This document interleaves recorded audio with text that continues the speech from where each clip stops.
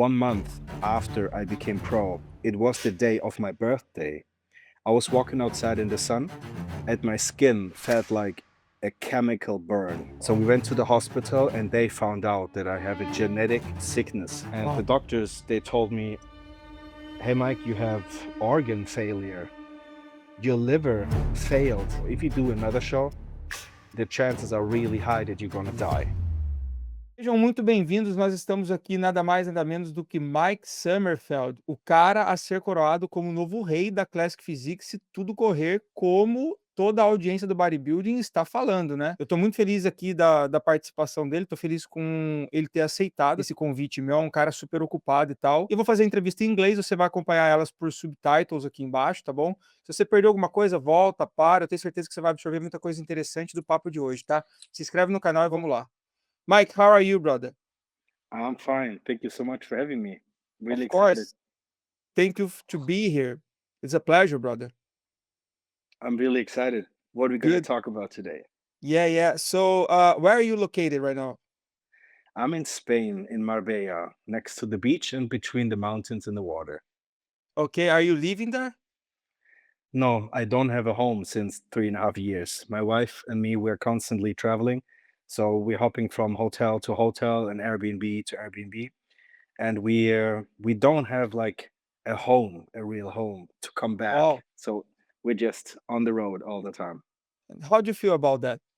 Especially because you are an athlete, and professional athletes need to be, very focused and with everything very, perfect in your life. So, like, how you handle with that? In the beginning, it was a big, big challenge. Imagine, we moved from Germany to Mexico. We didn't know anybody. We didn't know the supermarkets. We didn't know the rules. And we rented an Airbnb in the jungle. So there was no streets, there was no light, there was no Wow. like supermarket. So you can't just drink water out the sink. So you need to buy water. But we Wow. didn't have a car. We didn't have a bike. We had nothing. So in the beginning, it was really hard because we needed to walk to the gym an hour in the sun. Like in Mexico, it's really, really hot. It's really humid. I needed to walk to the grocery shop like 30 minutes to buy some water. And I remember I had my my grips, my sleeves with Got it. me. Mhm. So I was able to buy 20 liters of water, the big canisters, and I Mm. was walking with my straps on all the way back home. It was horrible. No way. I was sweating as Mm. hell, but I mean, I was on diet, so it was kind of a good cardio session. And this is the outcome basically. I understood that life has his own rules and I have to follow them as good as possible. Sometimes you're right, it's really hard to be precisely on point, especially food, sleep time, the time in the gym. Sometimes it takes longer. You need to be like water, right? You need Mhm. to go with the flow sometimes. And this is quite the opposite of what bodybuilders do. Bodybuilders, they plan everything ahead. But I wasn't able to plan because I didn't know what to expect. I didn't know the gym. I didn't know the people. I didn't know the like foods. You guys in Brazil, you have different foods as Germans and Yeah. as Americans. So in the beginning, it was really hard, but we got used to it. So my wife and me, we are really structured. We know what we need to do. We know where we need to, what we need to take care of. And this is what we're doing. Like before we travel, I'm making sure next to the Airbnb is a gym and a grocery shop. And maybe we're going to rent a car, all that stuff. Like it's a lot of planning, but obviously it works. I Yeah. placed fifth and eighth and second and won the Arnolds while we're traveling. So it is possible. Of course, it's hard. Sometimes I wish I had a home just to come back home in my own bed, my own shower, my own fridge, all that, the feeling of home. But I mean, we learn so many different things. We meet so many great different people, great places. I mean, by traveling 3.5 years to, I don't know, 20. 25 different countries, continents. We have a lot of experience and nobody can take that away. Like it's such an awesome feeling to know that we've seen the world, not entirely, but a lot. Uh-huh. And why did you choose to live like this? Like, why not stay in Germany? Sorry about that, actually. um, I don't want to talk badly about Germany. This is the place where I'm born, where I'm raised, where I spent like 26 years in. So it's my home country, but I don't like the rules. I don't like the vibe. I don't like how people behave. People in Germany are really jealous. They focus on bad things. They're really negative. They don't, I mean, if you walk on the streets and you say hello, just hi to someone, they will look like, why the fuck are you talking to me? I don't know you. You can't just talk to me. Like, Really? you need, yeah, you need to have a reason to talk to someone on the streets in Germany. It's not like Brazil, it's not like Mexico, it's not like Mediterranean countries like Spain and Italy. Here in Spain or in Mexico, you just sit down somewhere with some people, you don't know them, and you have dinner with them, you become friends. The vibe is super positive, everybody's laughing, having a great time. You won't find that in Germany. And I'm a person like that. I'm a really like open guy. So when I'm outside, I just talk to people. I have great conversations. I sit down with them. We eat together. We have fun together. We become friends. We spend time together. Like that's beautiful, and you don't get that in Germany. That's the one of the biggest reasons. The weather is really bad in Germany. It rains all the time. It's gray and dark. It's ugly. Yeah, like the whole situation in Germany since we've left looks like it's getting worse and worse and worse. And Mm, I enjoy not being in Germany, to be honest. I okay. feel a little bit guilty to say that as a German, but many Germans will agree. They will say, yeah, Mike is right. Unfortunately, he's right. Mhm. And it's part of our plans to move to the Olympia, or you stay in Spain to the competition? Oh no, we're gonna move to Vegas 5 weeks before the show because my coach, Neil Hill, he lives in Vegas Uh-huh. and we spend almost every day together. We train together, we eat together, we talk together, we spend like day or time around the gym together.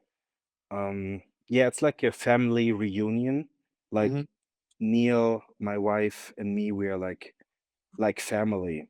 And my wife, she calls Neil stepdad. Like we're really, really, really close. So we even spent Christmas together. So we're coming back to Las Vegas to see Neil, stepdad. Yeah. And we have many great friends in Vegas. So we really enjoy the time there. So we're going to be there early to prep for the show. We're going to stay there a little bit longer after the show. And then we're coming back for Christmas. Uh-huh. And you never thought about staying in US to prepare yourself for the whole year? Yes, but as a European, it's quite hard because you need to leave the country every 3 months. Got it. So you need Got to it. have a green card, like a valid visa to stay Yeah. there. And we don't have that. Got it. And let me ask you something. Why did you choose Neil Hill as your coach? I mean, he's the best guy around. Like, I love him. He's super accessible, super humble guy. And why did you choose him? You wanna hear the real, true, full story? 2018, I turned pro, and I was working with Patrick Tour. You might know him. Really, like, incredible world-class coach. Yeah. And unfortunately, in 2018, 1 month after I became pro, it was the day of my birthday. I was walking outside in the sun, and my skin felt like a chemical burn. I had endless pain. I scratched my skin and then I realized the moment I was scratching my skin, I had all my skin under my fingernails. So my skin became like paper and I was bleeding. I was in pain. And then I was like pulling my skin like this, like paper from my body. Oh. I was like, okay, there's something really wrong. We need to go to the hospital right now. and the pain was incredible disgusting. It's like you had a chemical burn before from No. peroxide. Some girls, they tie their hair blonde, right? Yeah. And a chemical is necessary. So the chemical burns all the color out from the hair. But if you keep it too long on your skin, it starts to burn and it gets hot. Almost the same feeling what I had, but my entire body felt like that. So Wow. we went to the hospital and they found out that I have a genetic sickness and it broke out on the day of my birthday. And the Wow. doctors, they told me, "Hey, Mike, you have organ failure. Your liver failed. This is why all the toxins went into your skin because your liver was done." They Wow. told me, "Hey, congratulations, you just turned pro, but that was your last show. If you do another show, the chances are really high that you're gonna die." No way, man. And I was like 23 years old, and I was like, "Okay, let's see who's last man standing. It's the devil or me." I went all in. I didn't give a shit about it. But Patrick Tour, he told me, "Mike, I'm your coach. I have a responsibility, especially when it comes to your health." I agreed. And he told me, "Mike, we can't work together anymore. Like, if you're dying next year under my hands, he will feel sorry for the rest of his life." And I understood. So we separated. And after I spent half a year in the hospital because my gene sickness is so rare that only 0.00000.1% in the world have it. Wow. So they researched it, they did all the tests, 6 months, everything you can imagine. And then New Year's Eve, 31st of December, I sent an email to Neil Hill just randomly. I thought 99.9% he's not even seeing it. I sent the email, and on New Year's Eve, like the night, I got an answer. It's like, "Hey, Mike, I know you. Flex Lewis told me about you. He met you at the FIBO years ago." And I was like, "Holy crap. Yes, 5 years ago, I met him for real. And he really remembered me." That was crazy. When He was said, that, Mike? When was that? 31st December in 2018. Okay. And Neil told me, "Hey, Mike, I know your story. I know Patrick. I talked to Patrick. But here's the deal. I will prep you. But as soon as your liver enzyme levels goes up, even just slightly, we stop right away. No discussion, no talk. That's the deal. You agree? Yes or no?" And I said, "Fuck yes, let's do that." Since then, my liver enzyme levels dropped and dropped and dropped to a level for normal people, 2 digits. Uh-huh. As a professional bodybuilder, this is almost impossible, Impossible, yeah. but we made it, even with my gene sickness. So he really understands how to work when it comes to health, when we need to push, when we need to stop pushing. And Neil, he's not telling me like, "Hey, Mike, you need to eat chicken to get some protein." I know that I'm a professional athlete. He Mm. doesn't tell me how to do bench press, but what he's doing, and he is brilliant in doing that. He is pointing out all the weaknesses you have. He has really clear view. Everything you're doing, he has an eye on you, everything. And if he's able to see something which is not perfect, he will call you and say, "Hey, Mike, do this. Don't be lazy here. Push more. Do this, do that, do that." He's calling out all the things I'm missing. Of course, that's not a comfortable situation because he's calling me when he wants to kick my ass. But here's the deal: what direction you go when somebody kicks your ass? Forward, always. Yeah. If someone kicks your ass, you will fall forward. And That's a cool mindset, brother. that's exactly the direction I want to go. And Neil, he's not my cheerleader.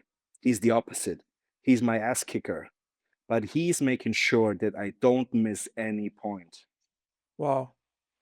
Thanks God, brother. That's a miracle. I'm happy for that. And you have any kind of issue with the gear that you need to use for the preps, or you need some changes, and how you handle with that? That's a good question. So obviously we are high professional athletes, and obviously we increase our capability of recovery, performance in the gym, all these things. And bodybuilders use different products to do that. Unfortunately, I'm not able to use the full spectrum of it. As I said, my gene sickness is liver based. So everything I'm doing will push my liver closer to failure. So I can't use any orals like before the show, especially like oral Vinstrol, Mhm. hard, halotestin, that's super liver toxic. I Yeah. mean, this can kill you even if you're healthy. Mhm. So that's not big on my list. Um, Trenbolone is not more anymore on my list. Like Mhm. everything is these things are really powerful and they can damage your system like pretty bad. In my case, they hurt me double that. Uh-huh. So even when we're doing an off season, my off season is a TRT. 8 or 9 months Wow. of the year, I'm on TRT. Wow. If I would push more, my my health would just go down and down and Mhm. down. And that's the point where Neil would say, "Hey, Mike, we need to stop working together." And I don't want to risk it. Neil doesn't want to risk it. And we've reached the weight limit, so we don't need to push actually. And my body is so hyper responsive to all the small details. So if I increase my food, I'm growing like this.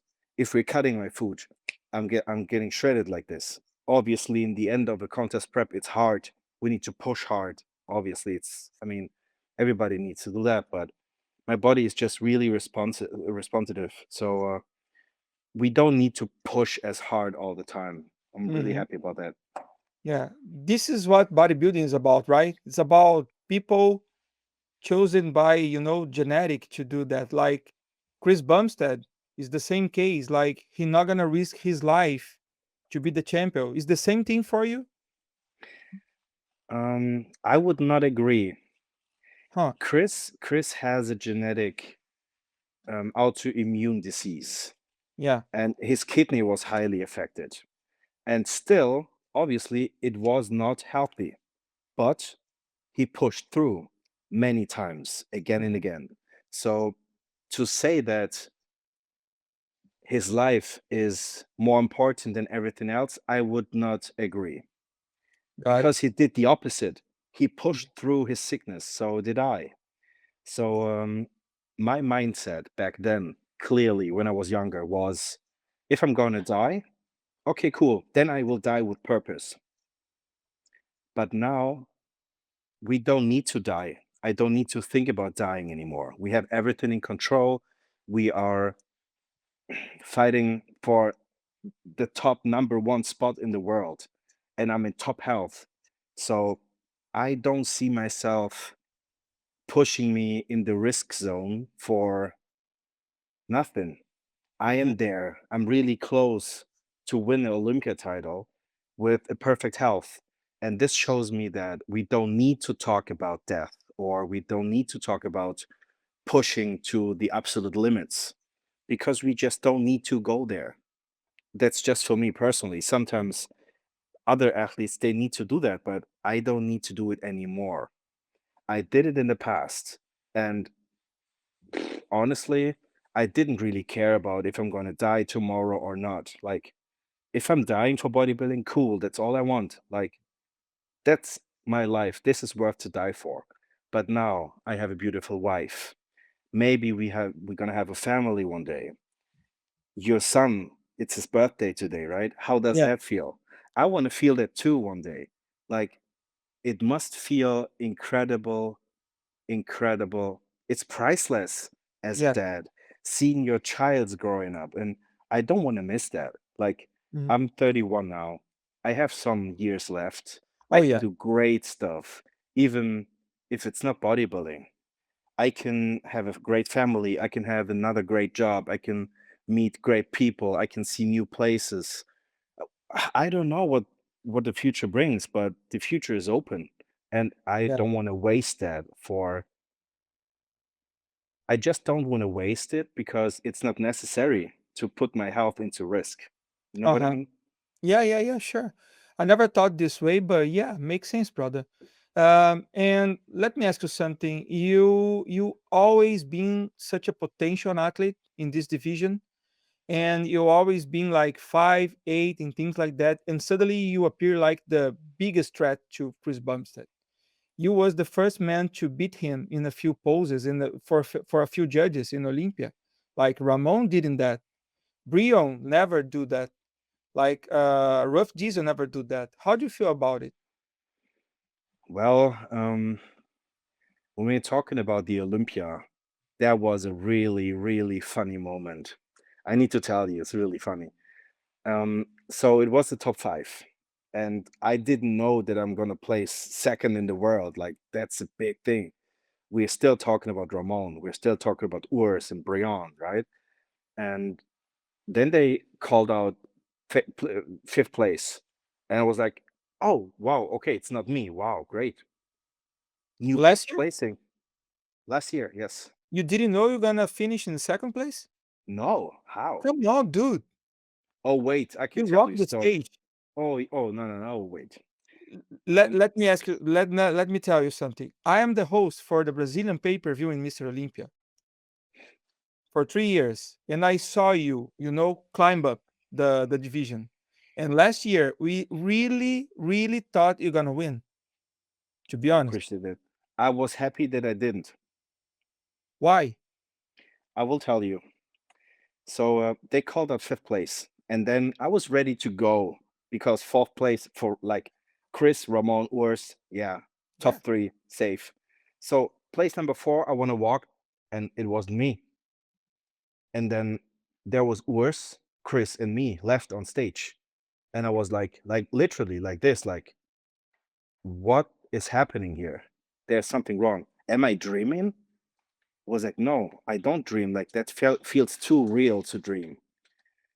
And then they called out Urs, and there was just me and Chris left. And I was like, okay, holy shit, there's something really wrong. They made a mistake. I don't know, just keep smiling. And Mhm. then I realized, okay, wait, it's just me and Chris. And then I was in shock. I turned to Chris and I was like, Chris, what do I have to do now? Like, is there anything I need to do? Like, do I miss something? And he looked at me like this. He said, son, take your medal. They just called out your name. I didn't even listen to what they said. I just listened to Chris in order to understand what I need to do now. And then he Uh-huh. was like, hey, son, get your medal. They just called second place. And I was like, oh. I was like in shock and I took the medal. But before, Oh. that's the fun part, after prejudging, they sent Ramon, Urs, and me backstage, right? Yeah, I remember that. Okay, listen, 2 days before, we had the weigh-ins, the registration, Yeah, I was there. and Tyler said out loud, if you are leaving your box, if you step one step in front, you are out. You will not get any other comparison. Yeah, I remember. I made the first call out. I was like, yeah, check. First call out is everybody's goal, everybody's dream. Yeah. And then I saw Urs stepping one foot in front. I was like, Mike, you're gonna stay here. Tyler said, don't leave the box. Mike, don't leave the box. I saw Chris going out the box. Was like, okay, Chris, no. You're gonna stay here. And then they said, Ramon, Chris, Urs, Mike backstage. I was like, hell no. Oh shit, did I leave the box? No. I was in here. I didn't move. I swear. I was like panicking. And then I thought, holy shit. If Neil comes backstage now, He will kick my ass so bad that I will never sit again. I So really but you don't. was punished. Yeah, no, I believe that I went out the box and I don't get any comparison. Like, prejudging is over. I fucked it up. Like, I'm missing first call out because I left the box, but I didn't. Uh-huh. And then I was staying backstage, and Chris put his hand on my shoulder. He said, "Hey, good job." And I was like, "What? They just send us backstage. Like, we're done. We're fucked." And then I was like, "Wait a minute. They would never ever send Chris Bumstead backstage. They would never ever send Urs or Ramon backstage." So then I realized, okay, wait a minute. The IFBB would never ever send Chris Bumstead, Ramon, Urs, and me back because we stepped out the box.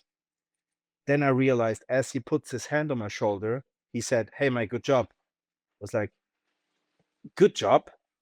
They just sent us backstage." And I was like, "Wait, they sent us backstage. Ramon, Urs, Chris, and me. Oh, holy." Then I realized, like, we're top four. Like, they don't even need to compare us anymore. We're done. Like, see each other in finals again. And then the judging, that was the same thing. Like, it's not fifth, it's not fourth, it's not third. And it's like, oh shit, it's second. This moment, this specific second, I was happy to not win the show because what happened after the show was incredible. Like, it was super crazy. Overnight, I got 200 whatever thousand new followers, 14, 15,000 messages personally. And I was answering every message personally on my phone for 3 weeks, every day, hours and hours and hours. So imagine I would have won the show. That would way too much. I would not be able to handle all the stress. I mean, we're talking about Chris Bumstead, Chris, and we're talking about Mike. But after the year now, after winning the Arnolds, I know how to handle that. Yeah. I'm I'm getting better in all that stuff. Uh-huh. And man, I remember something that that really touched me. Like the last Arnold Classic that you won, I was there too. And after the prejudging, you was walking around the expo with your wife, I guess, just you and her. Yeah. And do you have any idea that's never gonna happen again so easily? Yes, and we figured it out actually that day. So my wife and me, we love bodybuilding. We love to see shows. We love to see expo. We love to talk to people. Like, this is my favorite day of all days. Like, people gather together because they love the same thing as I do. They love the weights, they love the gym, they love the community, the vibe, getting better, all that stuff. And we meet together, hundreds of people, and we can talk about bodybuilding. We can share like protein bars and all the new stuff, and we can try new machines. And this is bodybuilding. I love that. And my wife loves that too. So we said, you know what, after the show, let's go for the expo. Let's check it out. Like, let's meet people, talk to them. It took like 2 minutes, and we had like 40 people around us. We were not able to move, to walk, to talk. It was too much. And then I realized, okay, that's not going to be that easy anymore. Or going to a festival, going to a cinema, going to restaurants. There are people, they know me, sometimes more, sometimes less, but you're right. It's never going to be the same. Yeah. Yeah. And how do you prepare yourself for that? Like you are the one who people are talking about to get the crown for you this year. Like this is a lot of pressure for you, or are you ready for that? Not at all. Because if somebody tells me, hey, Mike, you're going to win the show, I know 1,000,000% they have no idea what they're talking about. If someone said, it doesn't matter who it is, if somebody says, hey, Mike, you're going to win, I know 100% they have no idea because nobody ever can tell you you're going to win or you're going to lose. Nobody knows that. Not even an hour before the True. show. It's decided on the minute. when everybody is on stage in pose, then you can decide, okay, he might be better than the other one. But as Mhm. soon as somebody tells me, hey, my prediction for classic physique is place number one, blah, blah, blah, place number two, blah, blah, blah, it's like, okay, bro, you have no idea about bodybuilding. So I stopped listening to them. I mean, it's a really positive feeling if somebody says, hey, Mike, you're going to win the show. I believe in you. You can do it. Yeah, that's a cool feeling. But we need to see that realistically. Not even Steve Weinberg, Tyler, all the other great judges, they don't even know who's going to win the show. How Yeah, can somebody from Instagram say that? You know, true, true. And I'm leaving US, but I am Brazilian, and we have Ramon. And of course, as a Brazilian, we dream about to have a Mr. Olympia in Brazil. But we need to admit that you have a beautiful physique. Like it was a surprise for you to beat him, us, and yeah, everybody. definitely. So I personally see Ramon, Urs, basically all the top 10 guys at the Olympia. I see them as winners. So, for example, let's say Josema, solid, really amazing classic physique. Yeah. Maybe some people will tell him you're going to win the show. Some people don't. I don't know. But here's the deal. If Urs is not on his best, Ramon is not on his best, I'm not on my best. And he will come in as sharp as he's always doing. When he's bringing his A game, he's probably win the Olympia. It's that close. We have like 10, 12 people Yeah. could take the title just because somebody makes a mistake. For example, Ramon last year at the Olympia, he was sweating really bad. But I truly believe that he will never ever do the same mistake again, whatever he did. So next time he will be in amazing shape as always. He will be round and full and perfectly peaked as always. So it's not going to be easy. And everything, it's not predictable. You can never say what's going to happen tomorrow. Nobody knows that. The smallest things can ruin your physique. Just Mhm. just sweating. Maybe Yeah. it's a bad sleep. Maybe it's a bad meal. Maybe it's a bad timing. Maybe your digestion is not on point. Whatever it is, it's that close. Uh-huh. Um, I agree with you, but do you feel yourself as a favorite guy to got the title this year? And if don't, who?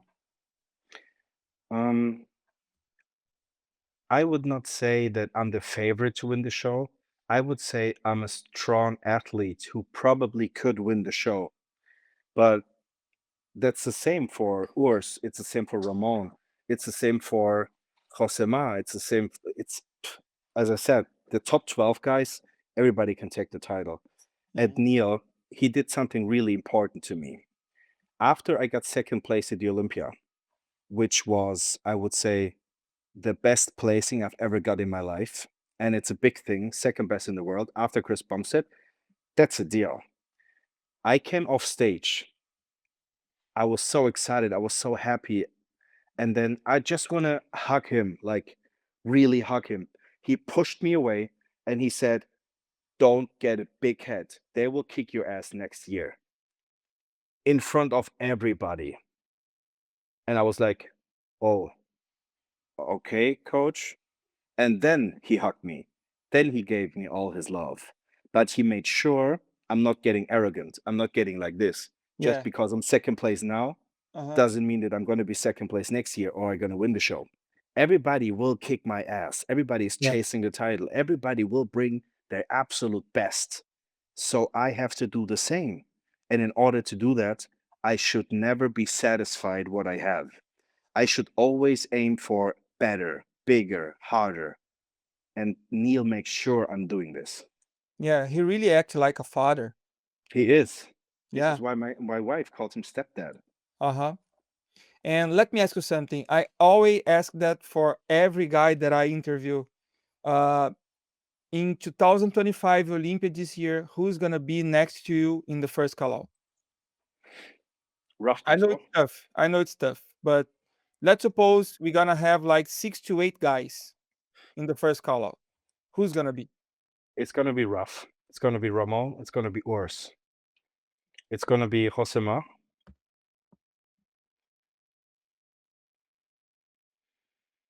Hmm. There's a guy. I know that you know him, but I don't want to call out his name. He is almost, I would say, before he steps on stage, I would say he's top 5 for this year's Olympia, and nobody has him on the list. Nobody. Really? Yes, he is. Even Neil, he called me and said, "Hey, Mike, this is the guy. He will kick your ass. Maybe not this year, but he will come really soon, my friend. Be aware." I will text you when we're done. Okay. I don't want to say his name, but holy, like I know for a fact that he will kick some ass for sure Wow. And why you don't wanna say his name? because I don't want to hype his name up in Mhm. order to, how can I explain that? Working as an underdog, Okay. working as somebody like, hey, I'm not good enough is much more powerful than, hey, everybody thinks I'm winning. Okay, I'm a good way. Let's, chill. We're good. And I want to see him winning. I want to see him dominating. I want to see him killing dreams. And he and has all the tools to do that. and why protect a guy who gonna beat you in the future? Because there will be a guy beating me in the future. If it's him, is it somebody else? There are so many incredible new classic physique competitors out there, and they're coming really fast. So I have to be on my ship all the time. I probably had an idea. I don't know. We will talk Text me, about it. please. I'm not Okay, gonna all right. tell anyone, but yeah, I really wanna know. He Man, has everything. I never heard anybody say something like this in my life. Like, you are protecting a guy who gonna beat you in the future, probably? That's crazy. That's so humble No, for you. that's fair. Like, if he is better than me, bro, fucking congratulations. You will get an extra high five on stage. If you are able to beat me, bro, hands down, fucking you won the ship. Like, that's a fair competition. We're judged by judges and they know what they're doing. If the judges see them winning, bro, okay, they worked harder. They are better. So I have to get my ass up and work harder. Mhm. That's fair. Wow. And man, we had something discussed about you in Brazil for 2 or 3 years in a row about the pictures that you post in Instagram and everything. People are blaming you to change the pictures and stuff like that. Did you heard things about it from Brazil? Not from Brazil. There was a guy um, telling me I would Photoshop my pictures. Hmm. How do you feel about that? That's true. No, in the beginning it was like, what? Like which picture? And then I was looking through my feed. I was like, what does he mean? And I think there was a video or something. It's like 3 years ago or something. And since then, people still telling me, Mike, Photoshop, Soma Filtro. That's what the Brazilians say, Soma Filtro. Summer filter. Yes. It's like, okay, thank you. You think I'm photoshopping my pictures? That must be a really good picture. Like, I must look really great that you're thinking I'm photoshopping my pictures. So now it does not stress me at all because I know I even don't know how to use Photoshop. But I love to use different filters and stuff like that to make my pictures look more not as plain. Got it. I mean that's a fair point, but Mhm. if somebody tells me, I don't know, he's cheating, his arms bigger, okay, cool, bro. Enjoy your comment on Instagram and then go back to your 9 to 5 job and hate your life. Great, like enjoy. Good, good, good. Nothing against 9 to 5 jobs, guys. I'm just Of course. I hope you got my point. Yeah, yeah, yeah, for sure. Brother, to be honest, that was the I had the opportunity to interview like Derek, Ruff, a lot of guys, for different part of the world, and that's probably the most crazy interview that I did because you tell me things that I didn't expect that. Your way to see the life, your posture about the guys is really crazy. I'm I'm really proud to be part of this right now, especially because I'll be there, this year making the pay-per-view again, and we're gonna be together again. So I want to say thank you for you. Okay, thanks a lot to be here. Probably we need to do a second part because the Brazilians will go crazy with this interview, and I don't want to be like too long with that. But yeah, it was really nice. If you can send a message for the Brazilian people. I will. First of all, unfortunately, I've never been to Brazil, but I want to go Yeah, there. So yeah. my wife and me, as you know, we love to travel. If someone wants to have us in Brazil, please let me know. We would appreciate an invitation. It must be an amazing thing. The fans, the vibe. We're Europeans, or especially the US Americans, the bodybuilding enthusiasts. We call the Brazilians the hooligans for a reason. Brazilian fans are, I would say, the most hardcore bodybuilding fans I've ever met in my life, except one culture, just one. Hmm, Saudi Arabia. Saudi really? Arabia, they were crazy. Blow horns, all that stuff, like megaphone, crazy. But Brazilians Man, are almost like that, as I far as hope I you know.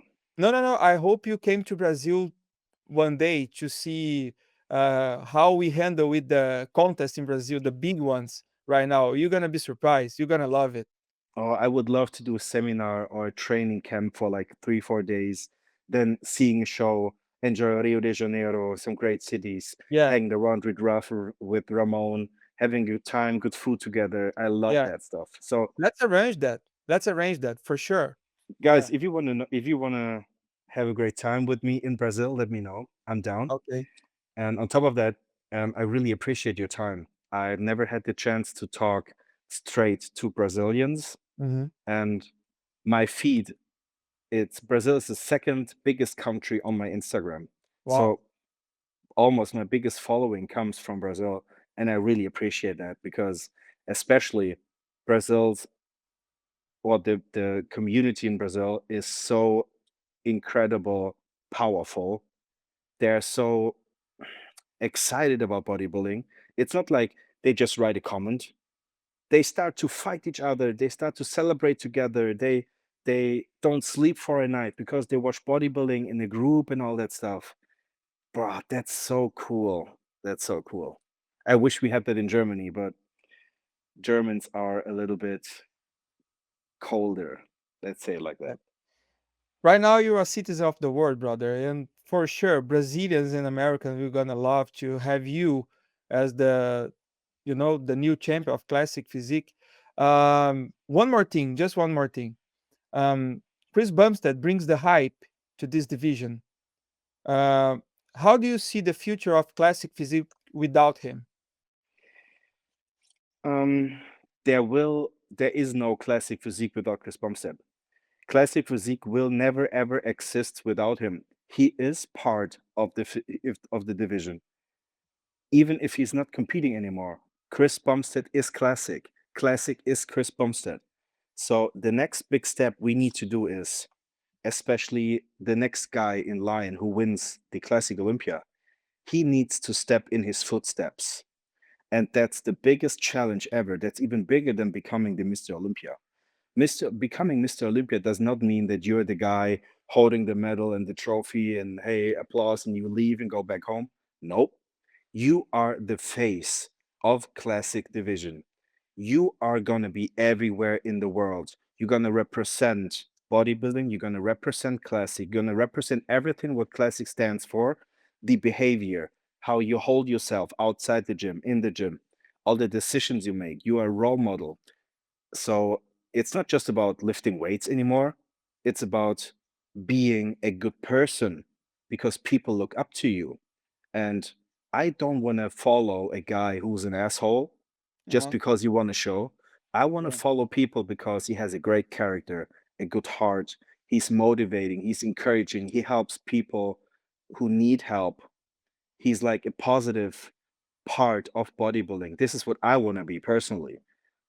And I was working on that a lot, especially mentally with my wife and like not psychologists, but people they work with mental things.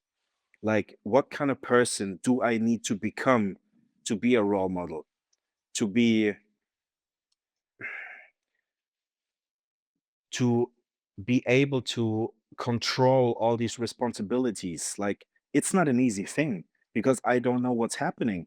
It's like you becoming a dad. What kind of person do you need to be as a dad? You can't just be the kid, the boy from Yeah. 40, 30 years ago. You need Mm. to be, you have responsibility now. And that's the same for Mr. Olympia. We have responsibility. Chris had responsibility. And he was literally the best thing ever happened to Classic. He pushed Classic almost to an Arnold Schwarzenegger level. Everybody knows Classic Physique now.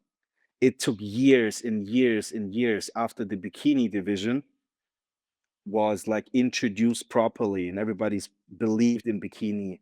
It took like 5, 6 years. Chris helped the Classic Physique division becoming a real thing in like 1 or 2 years. Everybody loves it, and Classic now is one of the biggest divisions ever. Yeah. Yeah. That's the guy to beat really Mhm. hard. Yeah. Well, brother, you have the physique, you have the same, good things that Chris Bumstead had, like you're accessible, you're kind, you're a cool guy. That's also sucks for you. Like, hope God keeps you like this because that's all we need for the next generation of the sport. Like you, the model that the people need to follow for sure. Thanks for that. The next time, probably we're gonna do that in person if you want it, of course. It's gonna be crazy to do that, the second part. And I need to say thank you a lot for your time, brother. Thank you as well. I mean, I'm on your podcast. You give me the chance to talk to Brazilians fans. I really appreciate that. And hopefully, we're going to meet each other at the Olympia.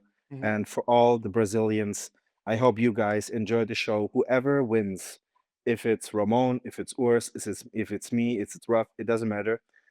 I hope that everybody agrees with me that the best guy should win, whoever that might be. Yeah.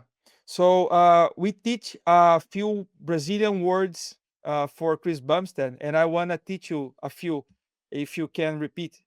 Muito obrigado. Oh, you already talk Portuguese. No, I don't. This is just what I remember. Come on, you are a German guy who have a perfect English, but much better than mine, and now you're speaking Portuguese. Come on, dude, stop. Solo poco español. Solo poco Good, español. Habla good. español. We have an expression here for the bodybuilding people, which is maromba. Like Ah, we say people, mamado. huh? We say mamado. Marompa is like Mamado? mamado. Mamado Re- is like pinche. Okay, you don't speak Spanish, right? just a few. Mamado is like a fucking big piece of meat guy. Like Got it. mamado is like a Hulk kind of guy. Uh-huh. Okay, so we use maromba. Is the same as mamado? Kind of saying, yeah, the people from the bodybuilding is the maromba. No? Maromba. Yeah, that's like mamados, but Yeah, big. yeah. Can we finish with vai maromba, which means like go mamados? What is it? Like vai maromba, which Vai means like, maromba. yeah, Oh, vai maromba. I like yeah. that. Thank you, Mike. Thank you. See you Thank soon, you. brother. Thank you. Right. Bye bye, guys. Pessoal, muito obrigado. Que entrevista legal, cara. Eu não esperava isso. Eu tinha um roteiro inteiro pronto aqui para entrevistar esse cara e eu simplesmente não segui nada. O cara deu um show aqui.